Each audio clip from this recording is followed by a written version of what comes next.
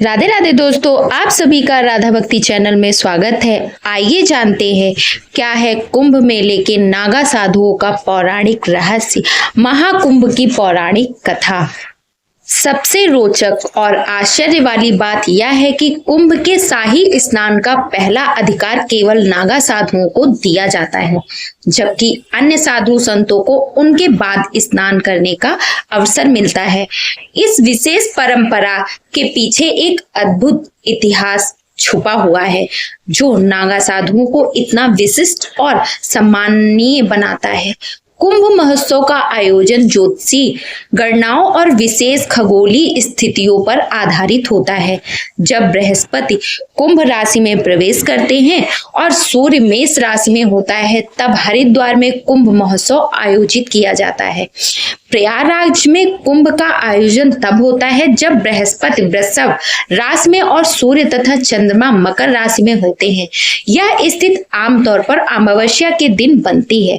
नासिक में गोदावरी नदी के तट पर कुंभ महोत्सव तब होता है जब सूर्य और बृहस्पति सिंह राशि में प्रवेश करते हैं। उज्जैन में कुंभ तब मनाया जाता है जब बृहस्पति सिंह राशि में और सूर्य मेष राशि में होता है।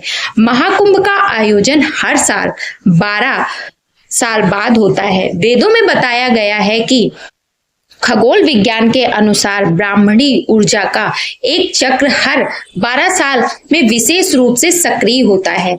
बृहस्पति और सूर्य की इन विशिष्ट खगोलीय स्थितियों के दौरान यह ऊर्जा पृथ्वी के कुछ खास स्थानों पर केंद्रित होती है। यही कारण है कि कुंभ महोत्सव धार्मिक और आध्यात्मिक दृष्टि से इतना महत्वपूर्ण है। कुंभ मेला दुनिया के सबसे बड़े धार्मिक आयोजनों में से एक है। इसकी भव्यता और विशालता ऐसी है कि इसे अंतरिक्ष से भी देखा जा सकता है। साल 2019 में भारतीय अंतरिक्ष अनुसंधान संगठन यानी इसरो ने अपने 2 उपग्रह के जरिए कुंभ मेले की तस्वीरें खींची थी।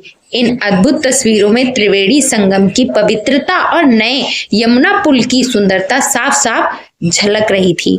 यह नजारा न केवल आस्था का प्रतीक है, बल्कि यह भारत की संस्कृति और धार्मिक एकता की एक झलक भी दिखाता है। महाकुंभ में स्नान का क्रम बहुत पवित्र और अनुशासित होता है।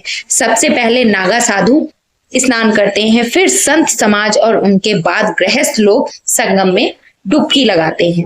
नागा साधु भारतीय आध्यात्मिकता और संस्कृति का एक रहस्यमय और रोचक पहलू माने जाते हैं। उनके बारे में जानना हमारी प्राचीन परंपराओं और अध्यात्म को समझने के लिए बेहद जरूरी है।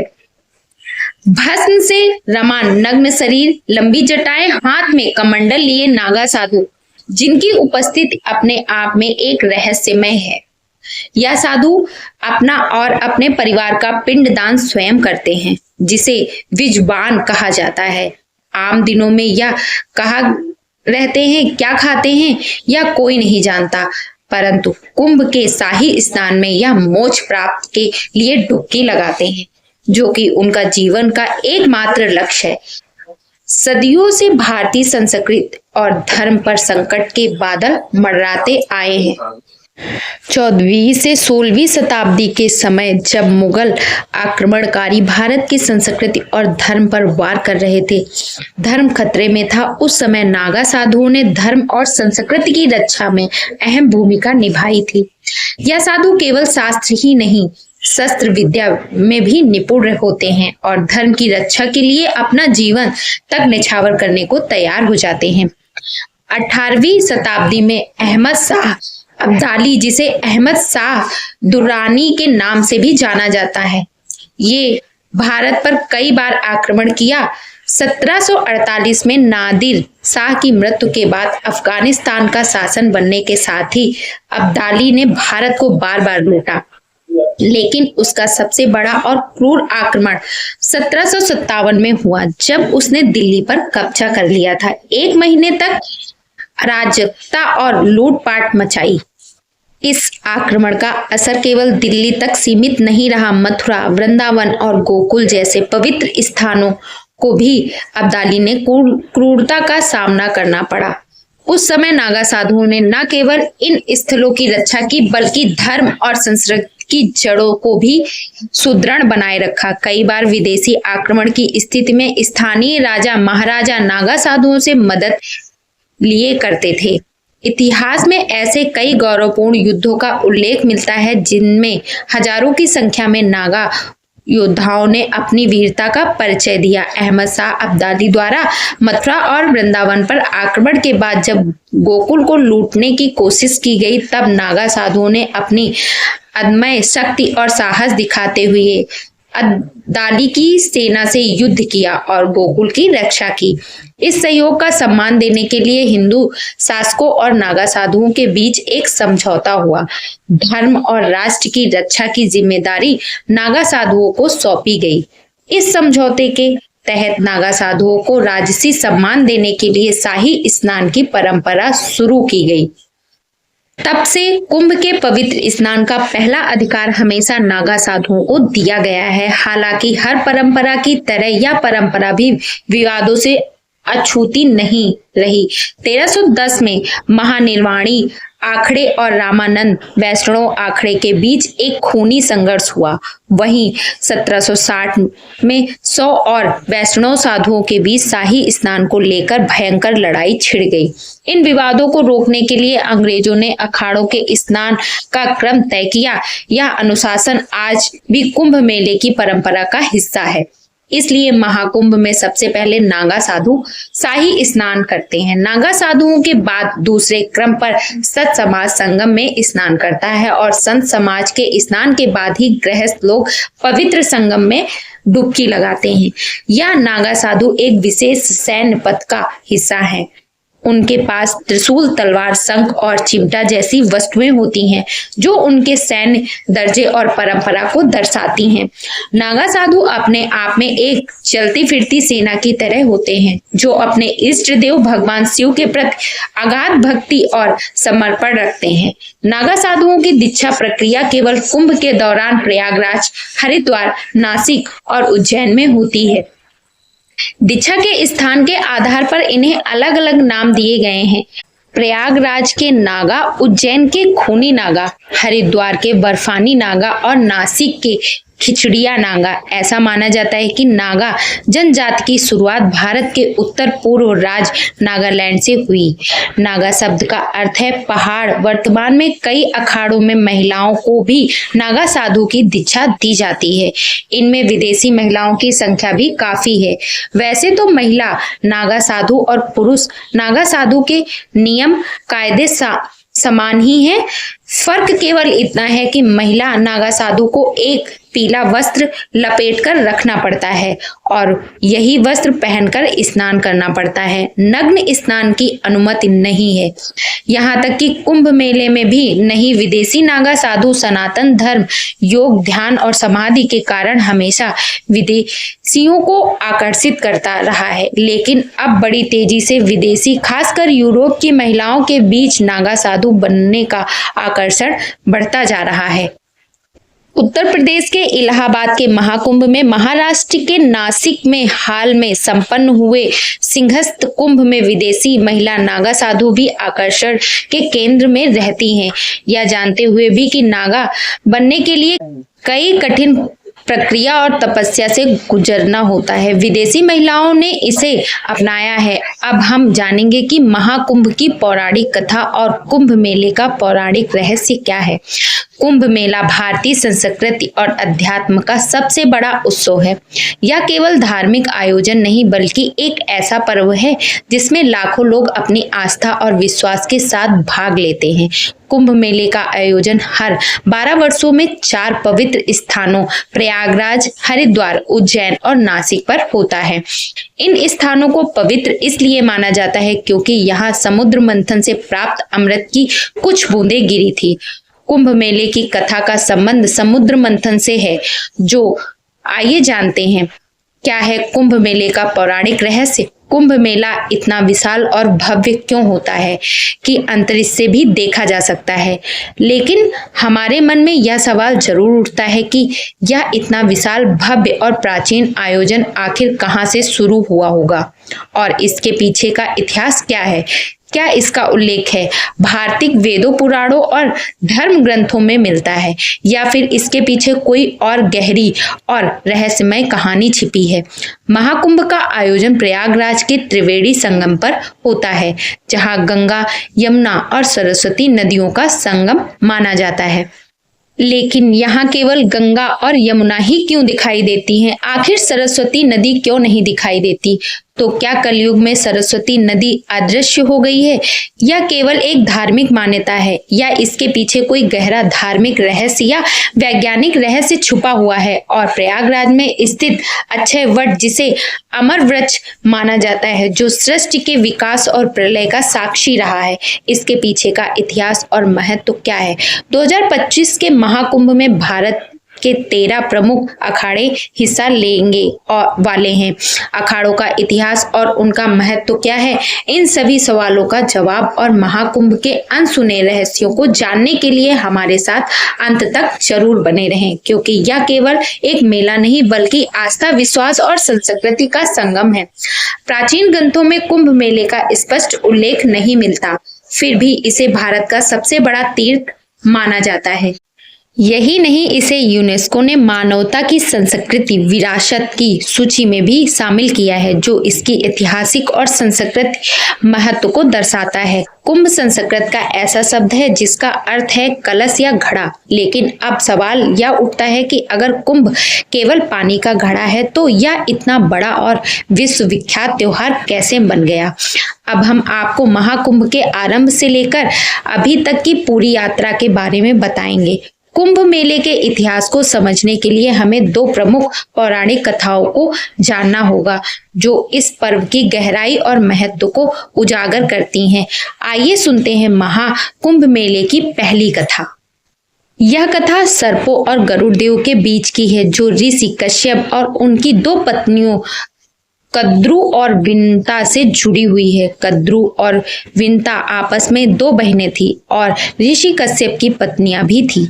एक दिन कद्रु ने ऋषि कश्यप से वरदान मांगा कि उसे 1000 विषैले और शक्तिशाली पुत्र चाहिए।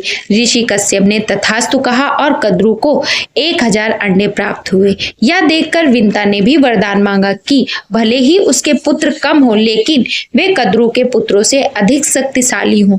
ऋषि कश्यप ने उसे भी तथास्तु कहा और विंता को 2 बड़े अंडे प्राप्त हुए। समय बीतने के साथ साथ कद्रु ने 1000 अंडे फूट गए और उनमें से सांप उत्पन्न हुए। सर्पों की मां कद्रु को माना गया है। दूसरी ओर विंता के अंडे नहीं फूट रहे थे और उत्सुकता में उसने एक अंडा समय से पहले फोड़ दिया। उसमें से एक अधूरा जीव उत्पन्न हुआ, जिसका शरीर कमर तक ही विकसित हुआ था। वह जीव गुस्से में बोला, माँ, आपने मेरे साथ यह अन्याय किया, लेकिन कृपया आप दूसरे अंडे के साथ ऐसा मत कीजिएगा। वह जीव उड़ गया और उसका नाम अरुण रखा गया। आगे चलकर वह सूर्यदेव का सारथी बना। एक दिन कद्रु और विंता ने सूर्यदेव के सफेद घोड़े को देखकर शर्त लगाई। विंता ने कहा कि यह घोड़ा पूरी तरह सफेद है, जबकि कद्रु ने कहा कि उसकी पूंछ काली है। यह शर्त उनकी प्रतिष्ठा पर आ गई और तय हुआ कि जो भी हार जाएगा उसे दासी बनना पड़ेगा। कद्रु ने अपने नागा पुत्रों से कहा कि वे सूक्ष्म रूप धारण कर घोड़े की पूंछ से चिपक जाएं, ताकि वह काली दिखाई दे। नागों ने ऐसा ही किया और कद्रु शर्त जीत गई। विंता को हार मानकर दासी बनना पड़ा। कुछ समय बाद विंता के दूसरे अंडे से एक शक्तिशाली जीव निकला, जिसका चेहरा गरुड़ पक्षी जैसा था और शरीर मनुष्य जैसा था। उसका नाम गरुड़ रखा गया। जब गरुड़ ने देखा कि उसकी मां विंता कद्रु और उनके 100 सर्प पुत्रों की दासी बन चुकी है, तो उसने अपनी मां को मुक्त कराने का संकल्प लिया। गरुड़ ने सर्पों से विंता को मुक्त कराने का उपाय पूछा, तो सर्पों ने कहा, अगर तुम बैकुंठ से अमृत कलश लाकर हमें दे दो तो हम तुम्हारी मां को मुक्त कर देंगे। गरुड़ ने यह शर्त मान ली। बैकुंठ धाम पहुंचकर गरुड़ ने अमृत कलश प्राप्त किया। देवताओं ने उन्हें रोकने की बहुत कोशिश की, लेकिन गरुड़ अपनी अद्वितीय शक्ति के बल पर सफल रहे। विष्णु जी ने गरुड़ को रोका और उनसे पूछा, तुम इस कलश को क्यों ले जा रहे हो, जबकि उसे खुद ग्रहण नहीं कर रहे? गरुड़ ने अपनी मां को मुक्त कराने की व्यवस्था सुनाई। विष्णु जी ने गरुड़ से कहा, अगर मैं तुम्हें यह कलश ले जाने दूं तो तुम हमेशा के लिए मेरे वाहन बनोगे। गरुड़ ने इस शर्त को स्वीकार कर लिया। गरुड़ ने अमृत कलश सर्पों के पास पहुंचाया, लेकिन विष्णु जी ने अपने मायावी शक्ति से अमृत को वहां से गायब कर दिया। गरुड़ ने अपनी मां को दास्ता से मुक्त कराया। इस यात्रा के दौरान गरुड़ पर इंद्र ने कई बार हमला किया, लेकिन वे असफल रहे। अमृत कलश से अमृत की कुछ बूंदें हरिद्वार, प्रयागराज, उज्जैन और नासिक पर गिरी। यही कारण है कि इन 4 पवित्र स्थलों पर कुंभ मेले का आयोजन होता है। महाकुंभ से जुड़ी सबसे लोकप्रिय दूसरी कथा समुद्र मंथन की, जिसे देवताओं और असुरों के बीच हुआ एक महान प्रयास माना जाता है। विष्णु पुराण के अनुसार एक बार दुर्वासा ऋषि ने एक दिव्य माला बनाई और इसे देवराज इंद्र को भेंट किया, लेकिन इंद्र अपने अहंकार में डूबे थे और उन्होंने उस माला को अपने एरावत हाथी के मस्तक पर रख दिया। एरावत ने वह माला जमीन पर गिरा दी और अपने पैरों से कुचल डाला। महर्षि दुर्वासा ने इसे अपना अपमान समझा और क्रोधित होकर इंद्र को श्राप दे दिया कि उनका वैभव नष्ट हो जाएगा और सभी देवता अपनी शक्तियों को खो देंगे। इस श्राप के बाद देवता कमजोर हो गए और असुरों से पराजित हो गए। अपने वैभव और शक्तियों को पुनः प्राप्त करने के लिए ब्रह्मा जी ने देवताओं को सुझाव दिया कि वे असुरों के साथ मिलकर समुद्र मंथन करें। इस मंथन से अमृत निकलेगा, जिसे ग्रहण कर वे अमर हो जाएंगे। यह बात जब देवताओं ने असुरों के राजा बलि को बताई तो वे भी समुद्र मंथन के लिए तैयार हो गए। वासुकी नाग की नीति बनाई गई और मंदराचल पर्वत की सहायता से सावन के महीने से ही समुद्र मंथन किया गया। अमृत का कुंभ यानी कलश मिलते ही असुरों और देवताओं में युद्ध हो गया। वामना पुराण के अनुसार आचार्य बृहस्पति ने इंद्र के पुत्र जयंत को संकेत दिया कि वह अमृत कुंभ लेकर भाग जाए। दैत्य अमृत कुंभ के लिए उसका पीछा 12 दिन तक करते रहे, जो कि 12 वर्षों के बराबर था, क्योंकि उस समय पृथ्वी का 1 वर्ष देवताओं के लिए 1 दिन के बराबर था। युद्ध के समय अमृत कुंभ से त्रिलोक के 12 स्थानों पर अमृत की बूंदें गिरी। इनमें से 8 स्थान देवलोक में हैं और 4 स्थान पृथ्वी लोक पर स्थित हैं। हरिद्वार, प्रयागराज, उज्जैन और नासिक यही वह पवित्र स्थान है जहां अमृत की बूंदों के कारण कुंभ मेले का आयोजन शुरू हुआ। लेकिन कहानी का सबसे महत्वपूर्ण हिस्सा, जिसे जानना है आपके लिए बेहद जरूरी है, अभी बाकी है। श्रीमद् भागवत पुराण के अनुसार कुंभ का जो विवरण है उसके अनुसार सागर से समुद्र मंथन में 14 रत्न निकले थे, जिनमें सबसे पहले हलाहल या कालकूट विष निकला था। इस विष की ज्वाला इतनी तीव्र थी कि सभी देवता और दानव इससे जलने लगे। तब भगवान शिव ने देवताओं, दानव और समस्त सृष्टि की रक्षा के लिए विष को खुद पी लिया था। विष की तीव्र जलन के कारण शिव जी का कंठ नीला पड़ गया था, इसलिए शिव जी का एक नाम नीलकंठ पड़ गया। विष की ज्वाला को कम करने के लिए सभी देवताओं और दानवों ने शिव जी को शीतल जल चढ़ाया।